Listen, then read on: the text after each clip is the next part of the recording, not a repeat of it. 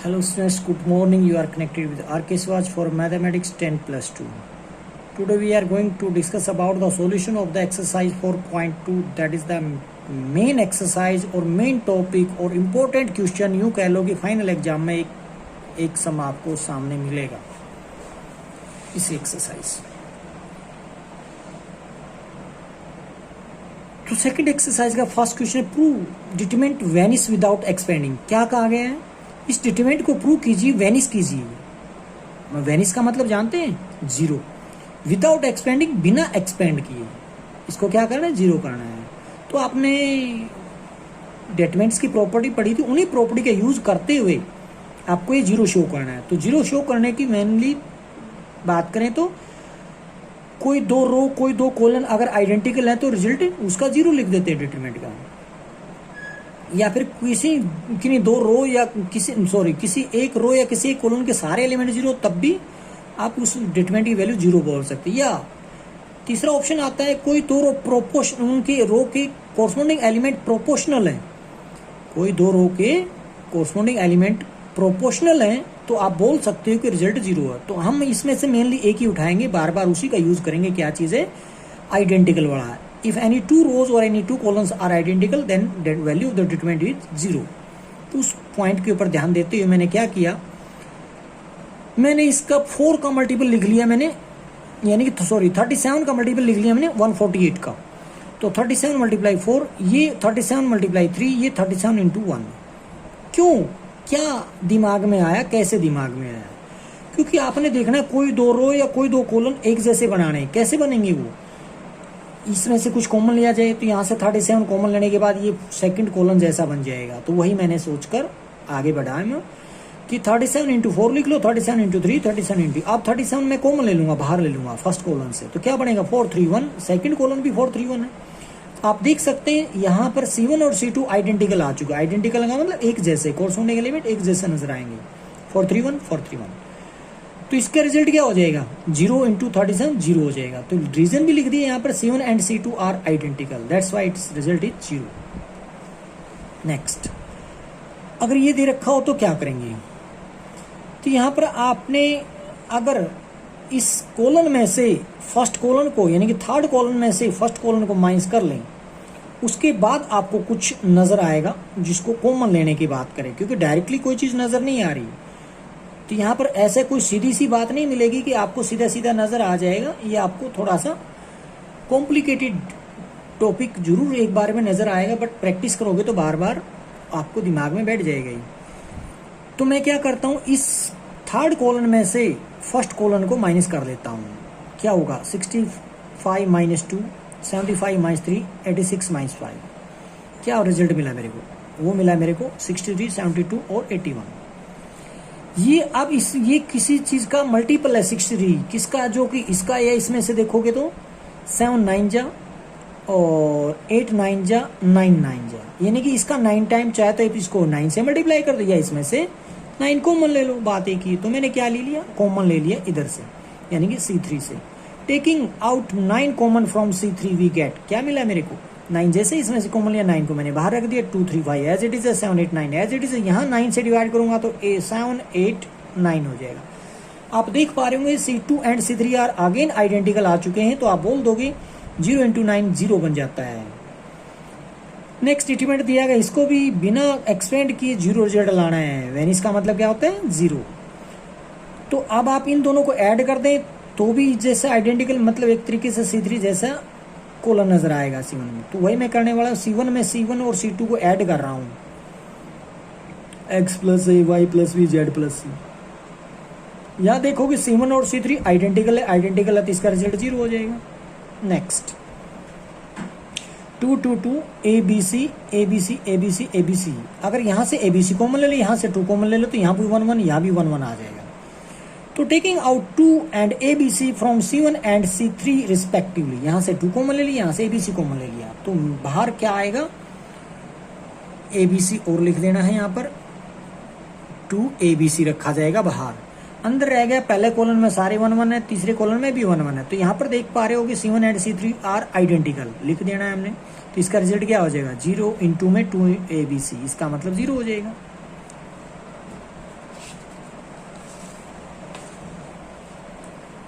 Next है determinant दिया गया है, इसको फिर से हमें जीरो बनाना है। तो क्या करेंगे, अब आप इसमें इसके ब्रैकेट ओपन कर सकते हैं और उसके बाद सेकंड कॉलन को ऐड कर सकते हैं। तो मैंने भी वही किया।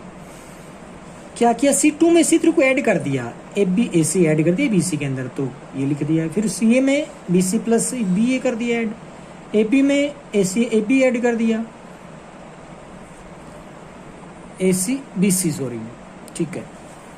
तो आप इसमें से देखोगे AB plus BC plus CA, AB plus BC plus CA, AB plus BC plus CA, तो एक जैसी टर्म में नहीं, बाहर निकाल लो। क्या, AB plus BC plus CA common ले लो C2 से, सेकंड कॉलन, C2 का मतलब कॉलन 2, सेकंड कॉलन से ही जैसे ही बाहर निकालते हो AB plus BC plus CA, तो क्या बनेगा, first column as it is 1 1 थी, उसमें सेकंड कॉलन में भी 1 1 1 हो जाएंगे। तो यहाँ पर देख पा रहे हो कि C1 and C2 are identical. अगर ये आइडेंटिकल है तो इसका रिजल्ट क्या हो जाता है, 0। नेक्स्ट, आप इसमें R1 और R2 को ऐड कर लो तो आपको मिलेगा x plus y plus z, x plus y plus z, x plus y plus z. तो वही मैंने किया, R1 में R1 प्लस R2 ऐड कर दिया। तो लिखेंगे operating R1 goes to R1 plus R2, we have, क्या मिला अपने को, तो डिटरमिनेंट्स में पहली रो में मिल रहा है x plus y plus z, x plus y plus z, x plus y plus z. इसी को बाहर निकाल लो। तो देख, taking common x plus y plus z from R1, तो बाहर रख दिया x plus y Z.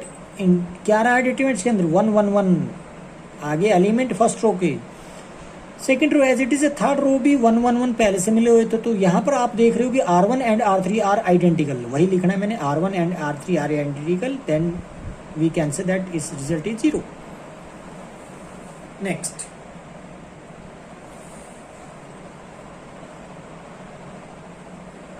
If ABC are in AP, जानते हैं ABC AP का मतलब क्या है, क्यों, कॉमन डिफरेंस बराबर होना चाहिए, यानी कि B माइनस A बराबर होना चाहिए C माइनस B। यहाँ पर B को इधर ले आओ तो B अपने पास पहले B इधर आके प्लस B हो जाएगा, A को उधर भेज दो A प्लस C हो जाएगा। तो 2B is equal to A plus C। Actual में ये दिया गया अपने को, ABC आर एन AP का मतलब क्या है, B माइनस A की जगह C माइनस B लिख सकते हो, 2B is equal to A plus C लिख सकते हो, या A प्लस C की जगह 2B भी लगा सकते हो। अगर ABC आर इन AP दे रखे हैं तो हमें ये प्रूव करना है कि 0 है। कहने का मतलब जब तक आप इसकी हेल्प नहीं लोगे, AP की जो कंडीशन दे रखी इसके अकॉर्डिंग आप नहीं चलोगे तो आप रिजल्ट इसका 0 नहीं ला पाओगे। तो इसमें करना क्या हमने, कुछ नहीं, मैं क्या कर लेता हूं, पहले इन दोनों को ऐड कर लेता हूं, उसको इसमें से सबट्रैक्ट कर देता हूं। अब ये सोच रही होगी बार बार कि ये क्यों, ऐसे कैसे, कहां से पता चल रहा है। देखिएगा कि एक बारी आपको करने पड़ेंगे, उसके बाद आपको ये थोड़े से दिमाग में बैठेंगे कि ऑपरेशन किस टाइप से यूज करेंगे। क्योंकि आप देख पा रहे हो कि 8 और 2 10 होते, 10 में से अगर मैं माइनस कर दूं 5 तो 5 बचेंगे। तो इसलिए क्या होगा, मेरा मकसद यहाँ पर केवल और केवल 0 बनाना है। किनको, किसी दो रो या किसी दो कॉलम। अब की बारी आपको ये नहीं बोला गया कि विदाउट एक्सपेंडिंग, अब आप एक्सपेंड कर सकते हैं। मेरा ध्यान यहाँ पर एक्सपेंडिशन पे है, और एक्सपेंड करने से पहले किसी भी रो या किसी कॉलम में मैक्सिमम 2 0 बनाने की रहेगी, क्योंकि 3/3 की मैट्रिक्स है। इसलिए मैं 0 बनाने की कोशिश में हूं। तो मैंने ऑपरेट पहले तो लिखा एज इट इज, तो अप्लाई क्या कर दिया, यहाँ R1 प्लस R3 माइनस कर दिया डबल ऑफ R2। कौन सी है R2, ये इस तरीके से कॉलम पे भी लगा सकते हैं और रो पे भी लगा सकते हैं। मैं वैसे पहले आपको बता रहा था यहाँ पे कॉलम पे, बट मैंने क्या लगा दिया, रो पे लगाते, तो दोनों पे काम कर रहा है। यहाँ पर रो पे भी काम कर रहा है, कॉलम पे भी काम कर रहा है। तो क्या हुआ देखिएगा, R1 में R3 को ऐड किया, यानी कि 2i प्लस 4y 6y होता है, 10 प्लस 10 में हो जाएगा 6 प्लस 4, तो 6y प्लस 10 में से माइनस कर दो आप किसका, R2 का डबल, यानी कि 6y में से 6y गई 0 हो जाएगा। और भैया यहाँ पर 10 में से 5 का डबल, यानी कि 10 माइनस किया तब भी 0 हो जाए, तो सीधा मैंने लिख दिया 0। अगले केस में वही जेड, इन दोनों को ऐड करके ये माइनस करोगे 0 बन जाएगा। इन दोनों को ऐड करके 9y b को सब्ट्रैक्ट करोगे तो a प्लस c माइनस 2 भी बनेगा। बाकी सेकंड रो थर्ड रो को कुछ नहीं कहा मैंने, एज इट इज उतार रखे हैं। अब मेरे को क्या नजर आ रहा है, 0 0 नजर आ रहे हैं फर्स्ट रो में, तो फर्स्ट रो के अलोंग एक्सपेंड कर दूंगा मैं इसको।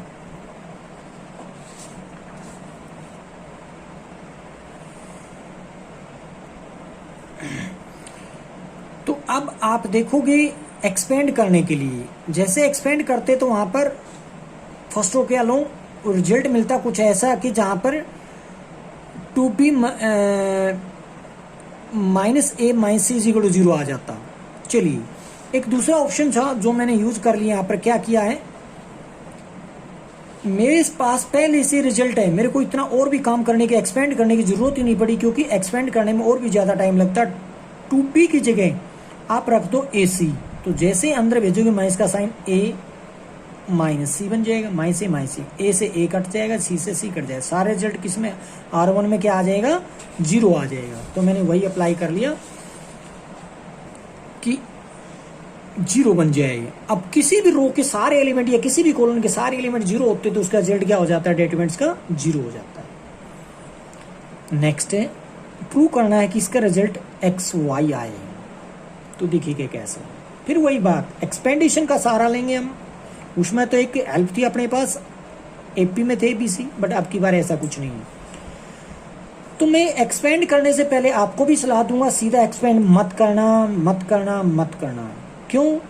क्योंकि एक्सपेंड आप डायरेक्टली करोगे तो खुद प्रॉब्लम क्रिएट कर लोगे, मतलब आप उसमें बहुत ज्यादा दिक्कत पाओगे, आप उसको आगे नहीं बढ़ा पाओगे। अगर बढ़ा भी लिया तो टाइम की कंजप्शन ज्यादा रहेगी, जो कि आपको इतना टाइम नहीं मिलने वाला। दूसरी बात, आप एग्जाम्पल कोई भी उठाकर देख लेना, डायरेक्टली एक्सपेंड कोई भी कहीं भी किसी भी बुक में करता हुआ नहीं मिलेगा। इसका मतलब ये जो चेक करेगा टीचर, उसमें आपके अंक पूरे दे या ना दे, मैं इसकी कोई गारंटी नहीं लेता हूं। बट जब आप प्रॉपर्टी अप्लाई करके उसके बाद एक्सपेंड करते हो तो आपको फुल मार्क्स मिलेंगे। कहने का मतलब लिखा होता है, आपने कई क्वेश्चन में देखा होगा, using the property of determinants prove that this is equal to this. तो इसका मतलब ये होता है डिटरमिनेंट्स की प्रॉपर्टी यूज करते हो आपने रिजल्ट ये बनाना है। इसलिए कहीं ना भी लिखा हो, जैसे इसमें नहीं लिखा हो using the property of determinants prove that this is equal to this, तो इसलिए फिर भी मैं करूंगा। और मैं तो आपको भी यही कहूंगा कि बिना प्रॉपर्टी यूज किए आप एक्सपेंड मत करना डायरेक्टली, एक नहीं कई नुकसान है उसके। ठीक है, तो मैं क्या प्रॉपर्टी यूज करूं? तो मैंने अभी आपको पिछली बार भी सलाह दी थी, एक्सपेंड करने से पहले किसी रो या किसी कॉलम में मैक्सिमम 2 0 बना लो आप। फिर अगर 3x3 की मैट्रिक्स का डिटरमिनेंट है तो मैक्सिमम 2 0 बना लो, उसके बाद एक्सपेंड कर दो उसी रो या उसी कॉलम के अलोंग।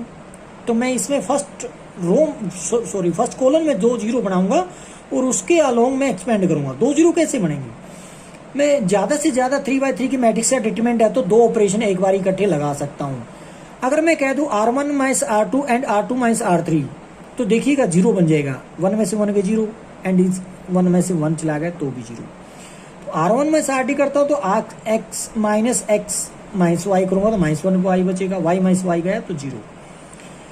तो पहले ही एक ऑपरेशन में भी वैसे काम चल रहा था मेरा, दूसरा ऑपरेशन ना भी लगाते तो यहाँ पर देखोगे आप 2 0 एक ही बारी में आ चुकी है, यहाँ पर एक्सपेंड कर सकते थे। बट फिर भी मैंने इधर का ध्यान दिया ही नहीं कि दूसरी मेरे को 0 मिलेगी, बट मेरा मकसद तो इधर 0 बनाने का था, तो मैंने साथ साथ R2 माइनस R3 भी बोला है। 1 माइनस 1 0, यहाँ पर y बचेगा तो यहाँ पर केवल माइनस x बचेगा। थर्ड रो को एज इट से लिखेंगे, उसके बाद एक्सपेंड कर देंगे। यहाँ पर C1 से भी कर सकते हो, R1 से भी कर सकते हो। मैंने फिर से C1 से एक्सपेंड कर दिया तो 0 प्लस 0, उसके बाद plus 1 into first column third row को एक्सपेंड कर मतलब डिलीट करते तो मिलेगा अपने को ये 4। इनको आपस में मल्टीप्लाई करते माइनस वाई को माइनस एक्स के तो प्लस एक्स वाई हो जाएगा, माइनस में 0 तो एक्स वाई इंटू 1 क्या होता है, एक्स वाई होता है। यही हमने करना था। इसी के सेकंड पार्ट में लिखा गया है ये डिटरमिनेंट, इसको एक माइनस 1 का होल क्यूब शो करना है। मतलब क्या है, आप अगर इकट्ठा होल क्यूब नहीं ला सकते तो a minus 1 into a minus 1 into a minus 1 इस तरीके से भी ला सकते हैं, यानी कि 3 फैक्टर 3 बारी में बाहर निकालकर ऐसा रिजल्ट बना सकते हैं। मैंने वही काम किया, मैंने 2 0 बनाने की कोशिश की जैसे मैंने वहां पर सोचा था फर्स्ट टाइम, बट वहां पर ऑटोमेटिकली यहाँ 0 बन गई। बट ये फोकस था मेरा, तो यहाँ आपकी बारी यहाँ पर 0 रहेगा। यहाँ R1 माइनस R2 कर लो और R2 माइनस R3 कर लो, या फिर R1 माइनस R2 और की जगह R1 minus R3 R2 minus R3 जैसे मर्जी लगा लो, कोई फर्क नहीं पड़ता, रिजल्ट तो उसके केस में 0 आ रहा है। मैंने कर लिया R1 minus R2 R2 minus R3, तो क्या होगा, R1 में से R2 को माइनस करोगे तो क्या बचेगा, 2a से 2a cancel, a square minus 1 बचेगा। अब 2a प्लस 1 में से a प्लस 2 को माइनस करोगे तो a माइनस 1 बचेगा, 1 में से 1 माइनस करोगे तो 0 बचेगी।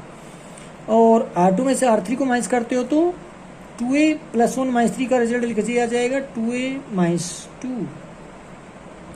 और a प्लस 2 में से 3 माइनस करोगे तो a प्लस 1 a माइनस 1 बचेगा, 1 में से 1 माइनस करोगे तो 0 बचेगा। थर्ड रो को एज इट इज लिखा गया है। तो जैसे ही आप इस बात को देख रहे होगे, एक्सपेंड कर सकते हो, मैं खुद कह रहा हूँ इस चीज को, वरना जितना हो सके आप कॉमन निकाल कर एक्सपेंड करें, मैं तो ये भी साथ में सलाह दूंगा। तो यहाँ से देखोगे a माइनस 1 कॉमन आ जाएगा, क्योंकि कहोगे a माइनस 1 तो नहीं, a स्क्वायर माइनस 1 है, तो क्यों नहीं इसको a square minus b square के according a minus 1 to a plus 1 लिख लो। यहाँ पर 2 कॉमन लेने के बाद a माइनस 1 मिल गया, यहाँ भी a माइनस 1 है, 0 के पास तो सब कुछ होता है। तो a माइनस 1 पहली और दूसरी रो में से निकाल लेते हैं। यहाँ ऐसे लिखने के बाद यहाँ a स्क्वायर माइनस 1 को लिख सकते थे a plus 1 into a minus 1। तो जैसे फर्स्ट रो में से और सेकंड रो में से a माइनस 1 इधर से और इधर से कॉमन लूंगा तो क्या बचेगा, बाहर a माइनस 1 का होल स्क्वायर बन जाएगा, क्योंकि इधर से भी a माइनस 1 लिया, इधर से भी, तो पावर 2 लिख देंगे। यहाँ प्लस 1 बचेगा, यहाँ पर 1 बचेगा, यहाँ पर 0 बचेगी, यहाँ पर 2 बचेगा, यहाँ पर 1 बचेगा, 0 बचेगी, बाकी 3 3 1 एज इट इज है इसकी। अब आप इसको उठा के एक्सपेंड कर सकते हो। तो जैसे मैं C3 के अलोंग एक्सपेंड करता हूं तो क्या रहेगा, a माइनस 1 का होल स्क्वायर पहले से रखा हुआ है, 1 इंटू क्या रहेगा, ये कैंसिल होने के बाद a प्लस 1 1 2 1 ये रहेंगे एलिमेंट, इनको इससे मल्टीप्लाई करो, माइनस कर दो 2 इंटू 1, तो ये बचेगा a माइनस 1 का होल स्क्वायर पहले से a माइनस 1 और आ चुका, तो उसका बन जाएगा क्यूब। राइट साइड में देखोगे तो वही तो था, a माइनस 1 का क्यूब प्रूव हो चुका। फोर्थ डिटरमिनेंट जिसको हमें प्रूव करना है, b माइनस c माइनस से a माइनस b।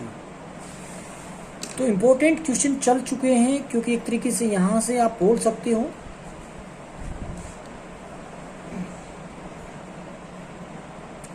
अब कहोगे आप किस में से किसको माइनस कर रहे हो, किस में से क्या क्यों कर रहे हो और कैसे पता लग रहा है। तो मैं इसमें एक छोटा सा आपको हिंट जरूर दे सकता हूं। देखिएगा, मेरे को चाहिए b माइनस c, तो b माइनस c कैसे आएगा, b माइनस c मेरे को R2 माइनस R3 से मिल रहा है, और a माइनस b अगर चाहिएगा तो R1 माइनस R2 से भी मिल रहा है, c माइनस a चाहिए तो R3 माइनस से R1 से भी मिल रहा है। आप इन तीनों में से कोई भी दो प्रॉपर्टी और दो ऑपरेशन एक बार यूज कर लेना। मैंने क्या कर लिया, R2 माइनस R1 यानी कि b माइनस a मिल जाएगी, वैसे एक्चुअली में b माइनस a नहीं a minus b, R1 minus R2 भी कर सकते थे, डायरेक्टली जो चाहिए था वही मिल जाता। उसके बाद R3 माइनस R1 कर लिया, ठीक है। जैसे ऑपरेशन लगाओगे तो यहाँ पर तो 0 0 आपको पता है नजर आनी, तो रिजल्ट बन जाएगा आपका आगे चल के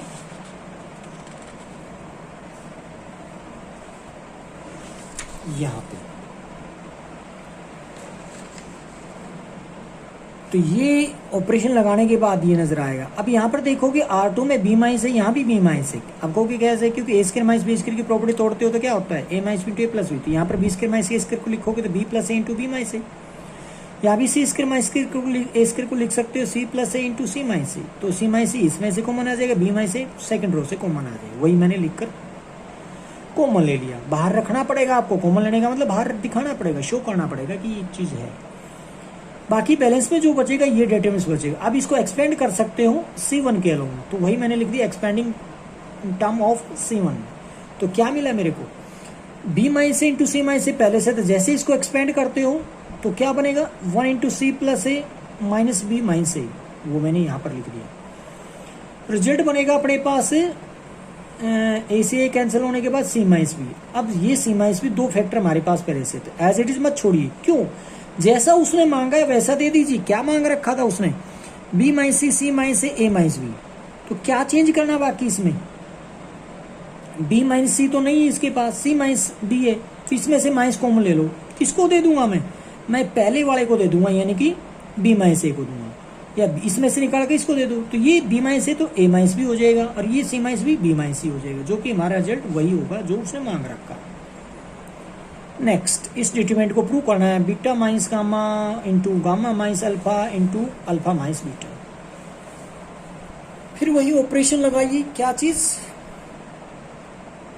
C1 माइनस C2 और C2 माइनस C3 मिलेगा क्या, यहाँ पर 0 0 यहाँ पर 1 बन जाएगा और यहाँ पर alpha minus beta, beta minus gamma, gamma, यहाँ पर alpha into beta minus alpha, यहाँ पर alpha into gamma minus alpha, alpha beta as it is है। देखोगे C1 में से अल्फा माइनस बीटा कॉमन आ रहा है और C2 से बीटा माइनस अल्फा या अल्फा माइनस बीटा कॉमन ले सकते हो, जो मर्जी लेना चाहो। वही मैंने ले लिया कॉमन, अल्फा माइनस बीटा तो कहाँ से आ रहा है, C1 से, और बीटा माइनस गामा कहाँ से आ रहा है, C2 से।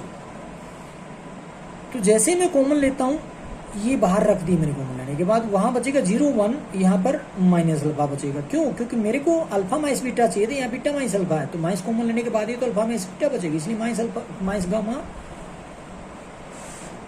रह जाएगा अंदर। सिमिलरली 0 1 माइनस अल्फा यहाँ पर बचेगा, ये एज इट इज। अब आप इसको सीधा सीधा एक्सपेंड कर सकते हैं R1 के अलोंग, तो मैंने भी लिख दिया R1 के अलोंग एक्सपेंड कर रहा हूं। जैसे एक्सपेंड करोगे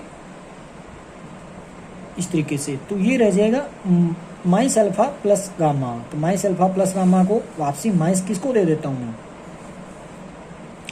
क्योंकि आप देख पा रहे हो ये नेगेटिव यानी कि गामा पॉजिटिव माइनस अल्फा चाहिए मेरे को, ये था माइनस अल्फा प्लस गामा यानी कि gamma minus alpha. As it is चाहिए था तो छोड़ दिया मैंने यहीं पे, गामा माइनस अल्फा चाहिए था। यही हमारा राइट साइड का रिजल्ट है। नेक्स्ट में इसको प्रूव करना है यहाँ पर, तो 1 मिनट सोचिए क्या ऑपरेशन होने चाहिए बिना यहाँ के ऑपरेशन देखे।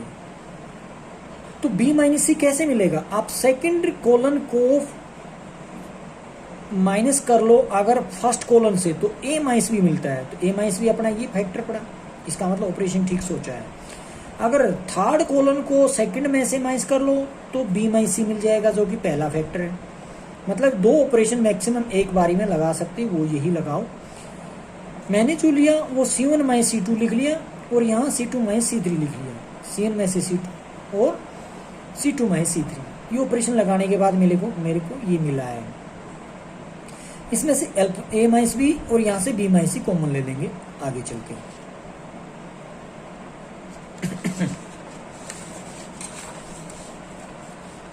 जैसे ये रिजल्ट आया, इसमें से मैंने ए माइनस बी फर्स्ट कॉलन में से, बी माइनस सी सेकंड कॉलन से, सी से कुछ नहीं, थर्ड कॉलन से कुछ नहीं आ रहा है, तो जैसे ही मैंने कॉमन लिया बाहर रख दिया, ऐसे बैलेंस में बचाइए।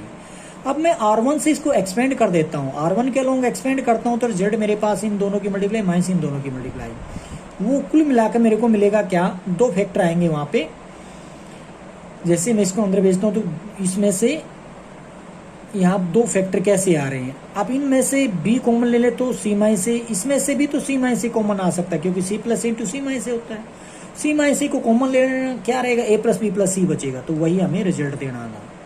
नेक्स्ट, ये डिटरमिनेंट से प्रूव करना है, यहाँ पर एक्स वाई जेड और x minus y, y minus z, z minus x.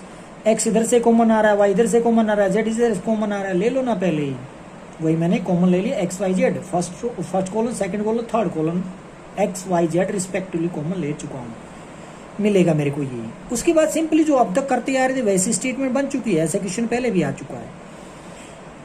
तो क्या किया मैंने, C2 में से C1 को माइनस कर लिया और C3 में से C1 को माइनस कर लिया, तो क्या बचेगा मेरे पास, ये 0 0 हो जाएंगे। एक्सपेंड कर दूंगा R1 के अलोंग, जैसे ही R यानी कि उसे पहले बल्कि कॉमन लेना पड़ेगा मेरे को, क्योंकि हल्का हो जाएगा काम और मेरे को बाहर भी डिटरमिनेंट्स के जो शो करना था वो रिजल्ट बहुत कुछ मिल जाएगा। y माइनस एक्स या x माइनस वाई इसमें से ले लो, यहाँ से z माइनस एक्स कॉमन ले लो, यहाँ से y माइनस एक्स, यहाँ से z माइनस एक्स कॉमन लेंगे तो क्या बचेगा, एक्स वाई जेड पहले से रखे हुए थे, y minus x Z minus x बाहर लेने के बाद ये बचा है। अब इसको मैं क्या करने जा रहा हूँ, एक्सपेंड R1 के अलोंग,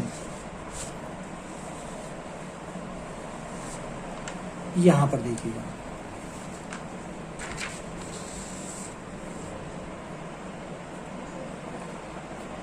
तो मैंने R1 के अलोंग एक्सपेंड किया, दो जो है डायरेक्टली मेरे पास यहाँ पर x से x कैंसिल होकर z माइनस वाई बचेगा, चौथा फैक्टर। और यही बताने के लिए कहा था कि राइट साइड में रिजल्ट यही है, तो प्रूव हो चुका है। नेक्स्ट डिटरमिनेंट है, इसको प्रूव करना है हमने, बिल्कुल पहले जैसा ही नज़र आ रहा होगा। तो x इधर से कॉमन आ रहा है, y इधर से कॉमन आ रहा है, z इधर से कॉमन आ रहा है। तो ये तो अभी अभी जो 7th किया बिल्कुल वैसा ही कॉपी। वो comma x y z common लेने के बाद इधर जीरो बना लो। क्या करोगे आप, R1 माइनस R2 कर लो और R2 माइनस R3 कर लो। ऑपरेशन लगाने के बाद फिर से ये बचे, यहाँ से x minus y first row से, y minus z second row से कॉमन ले लोगे। जैसे आप आगे से कॉमन लोगे तो बचेगा अपने पास ये रिजल्ट। इसको C1 से एक्सपेंड कर दो, जैसे एक्सपेंड करोगे 2 फैक्टर वहाँ से बन जाएंगे, रिजल्ट आ चुका होगा।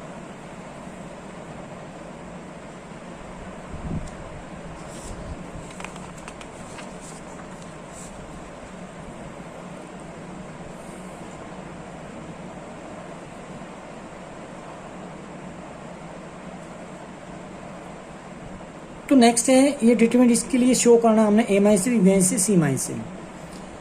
फिर इसमें आपको क्या आएगा, आपको देखना पड़ेगा a माइनस बी कैसे आ रहा है। अगर मैं R2 में से R1 को माइनस कर देता हूँ, a माइनस बी मिल जाएगा। और b माइनस सी अगर पहले लाना है तो आप यहाँ पर b माइनस सी, यानी कि R3 में से R2 को माइनस कर ले तो b माइनस सी मिल जाएगा। अगर पहले c माइनस सी फैक्टर निकालना चाह रहे हैं तो कैसे आएगा, फर्स्ट रो में से थर्ड रो को माइनस कर लो, या थर्ड में से फर्स्ट को माइनस कर सकते। तो एक्चुअली में तो फर्स्ट माइनस थर्ड में ही c माइनस से डायरेक्टली माइनस कॉमन भी नहीं लेना पड़ेगा, मिल जाएगा आपको। तो 3 ऑप्शन है आपके पास, 3 में से कोई 2 ऑपरेशन लगाने हैं आपने।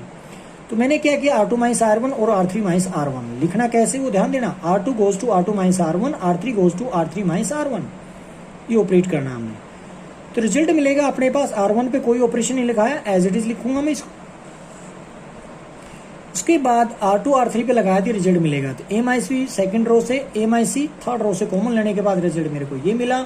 उसके बाद C1 से अलोंग मैं एक्सपेंड कर देता हूँ इसको, तो यहाँ पर a से a कैंसिल होकर c माइनस बी तीसरा फैक्टर मिल गया। यही प्रूव करना था। नेक्स्ट,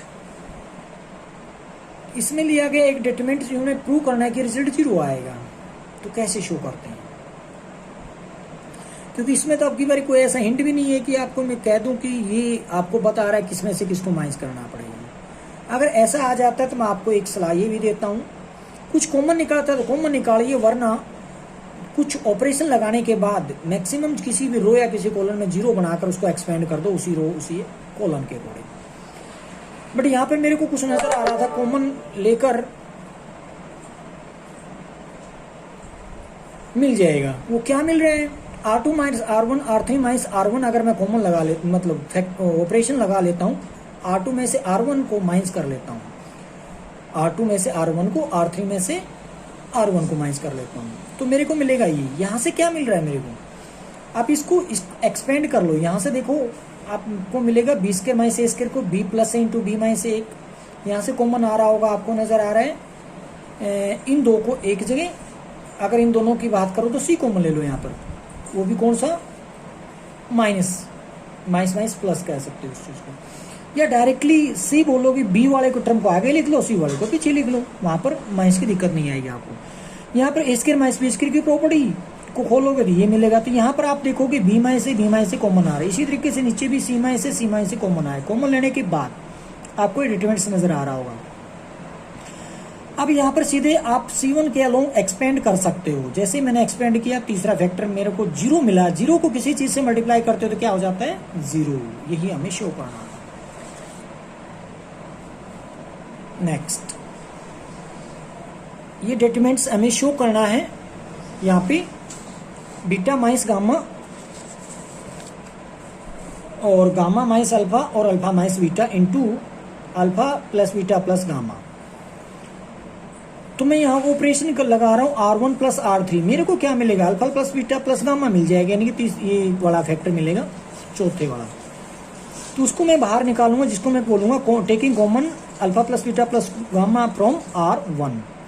ये कॉमन निकालने के बाद ऊपर में R1 में सारे एलिमेंट 1 1 हो जाएंगे। उसके बाद मेरा फोकस वहां पर जाता है, वहां पर देखूंगा C1 माइनस C2 और C2 माइनस C3 से कॉमन लेने के बाद मेरे को अल्फा माइनस बीटा और बीटा माइनस गामा नजर आएंगे आपको फर्स्ट और सेकंड कॉलम से। उनको बाहर निकाल लूंगा, कॉमन ले लूंगा, 3 फैक्टर आपको ना आते हो नजर आएंगे आपकी बारे में। एक पहले निकला, 2 आप निकल जाएंगे, रिजल्ट बचा हमारे पास ये। आप कितने अभी फैक्टर बाकी रहते हैं, 3 निकालें, एक ही तो बचा है, एक बचा तो आप एक्सपेंड कर सकते हैं, कोई दिक्कत नहीं आएगी। अब R1 के अलोंग एक्सपेंड कर लो। तो फिर से कहूंगा मैं, एक्सपेंड कब करो, जब एक ही फैक्टर रह जाए तब एक्सपेंड करो, दिक्कत कम आएगी आपको, ना के बराबर आएगी। अगर आपने 2 या 3 फैक्टर रहते रहते एक्सपेंड कर दिया ऑपरेशन बिना लगाए, तो आपको दिक्कत बहुत ज्यादा आएगी। जैसे ही मैं एक्सपेंड करता हूँ R1 के अलोंग, मेरे को मिलेगा क्या, अगला फैक्टर यहाँ पे बीटा से बीटा कैंसिल होने के बाद गामा माइनस अल्फा, यही मेरा रिजल्ट था। नेक्स्ट है, इसको मेरे को बनाना है result b minus c, c minus a, a minus b into a plus b plus c. यहाँ फिर से मैंने ऑपरेशन लगाए C1 पे, C1 प्लस C3, तो मेरे को क्या मिलेगा, a plus b plus c common निकल आएगा। रिजल्ट में बचता है मेरे पास बैलेंस में यही। अब यहाँ पे फिर से मेरे को दूसरे फैक्टर कॉमन निकालने की रहेगी, उसके लिए मैं ऑपरेशन लगा रहा हूँ R1 माइनस R2, और R2 में लगा रहा हूँ R2 माइनस R3। वो ऑपरेशन लगाने के बाद ये मिलेगा आपको। तो यहाँ पर आपको कुछ कॉमन आता हुआ नजर आएगा, जो कि a माइनस बी आ रहा है फर्स्ट रो से, और b माइनस सी आ रहा है सेकंड रो से। वो बाहर निकालने के बाद मेरे को बैलेंस में ये बचता है। अब मैं इसको एक्सपेंड कर दूंगा, क्योंकि मेरे पास एक ही फैक्टर बाकी बचा हुआ है जो को मेरे को निकालना है। C1 के अलोंग एक्सपेंड करता हूं तो मेरे को मिलेगा क्या, यहाँ पर अगला फैक्टर b से b कैंसिल, c माइनस ए बचेगा। यही हमें प्रूव करना था। एक और देखिए, यहाँ पर एक्स वाई जेड, यानी कि एक ये डिटरमिनेंट से प्रूव यहाँ पर ये करना है, x minus y, y minus z, z minus x, और x y plus y z plus z x. यहाँ पर ऑपरेशन लगा रहा हूँ C1 माइनस C2 और C2 माइनस C3। तो जैसे ऑपरेशन लगाता हूँ, एक्स माइनस वाई यहाँ से फर्स्ट कॉलम से मिल जाएगा, y minus z second column से मिल जाएगा। तो मैं उसको कॉमन निकाल लेता हूँ, बैलेंस में बचेगा ये। यहाँ पर फिर से एक ऑपरेशन लगा रहा हूँ C1 माइनस C2। जैसे ही यहाँ पर ऑपरेशन लगाएंगे तो मेरे को यहाँ पर क्या मिलेगा, एक्स माइनस जेड मिल जाएगा। अब उसको भी बाहर निकाल लेता हूँ, बैलेंस में बचता है ये। उसके बाद अपने पास फैक्टर अपने बनाने थे 4, 3 मेरे को निकाल लिए मैंने। तो अब आप एक्सपेंड कर सकते हैं, मैंने भी एक्सपेंड कर दिया यहाँ पर C1 के अलोंग। जैसे एक्सपेंड करता हूँ, रिजल्ट में मिलेगा क्या, मेरे को x y plus y z plus z x मिलेगा। ये फैक्टर, यही प्रूव करना था। Thank you.